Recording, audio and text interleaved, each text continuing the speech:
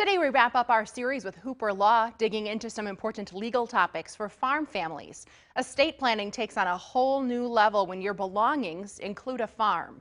Long-term care becomes a critical issue if the person needing that assistance is still an owner of the farm. With married couples, the spouse is able to maintain the home and able to make sure that they don't get kicked out of the home, and that is included if it's a farm.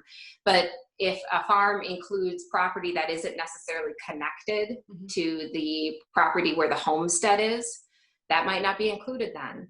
If it's a single person and there isn't a spouse living in the home. Although a person can have a home, the state can put a lien on it at the point where they're receiving assistance and paying for care. So even if the person is able to keep ownership of the farm, they might not be able to pass on that ownership because of the lien against the property exceeding the value. So it ends up being a worrisome concept. Long-term care insurance is always something that people should consider, making sure that you're talking to your financial advisor, that you're getting quotes so you know whether or not you're insurable. I've done a lot of planning with farmers to make sure that at least certain portions of the farm are going to be able to survive even long periods of any need for care. It used to be that life estate deeds were a very popular tool for people. A life estate deed is basically a deed that says, I'm transferring my property to this other person, but I'm going to maintain a life estate interest as long as I'm still alive. There's a table that the state of Wisconsin has that identifies based on your age how much you own at any particular period. So if the person's receiving care, that money is then subject to whatever care costs they have. In 2014, there were a bunch of law changes that happened with how Wisconsin implements or how they administer their Medicaid program, and life estate deeds ended up being part of that.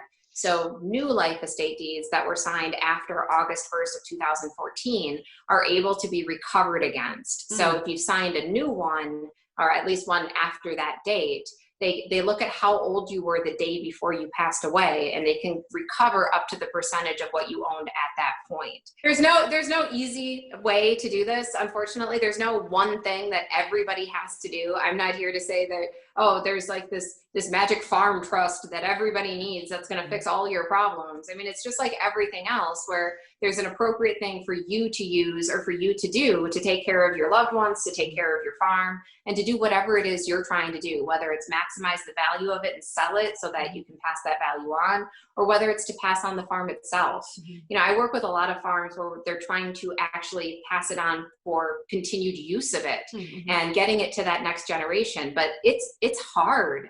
I mean, this is not just, we're just going to, put it in their hands, because the original owners, they want to, they still want to be involved and they still want to be part of that decision making.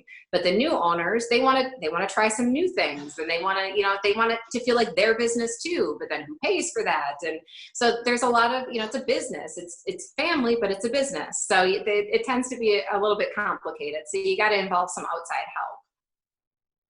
We have 2 more segments on wearegreenbay.com talking about the importance of contracts and paperwork, plus handling property line disputes. We thank Hooper Law for helping us scratch the surface on these important topics.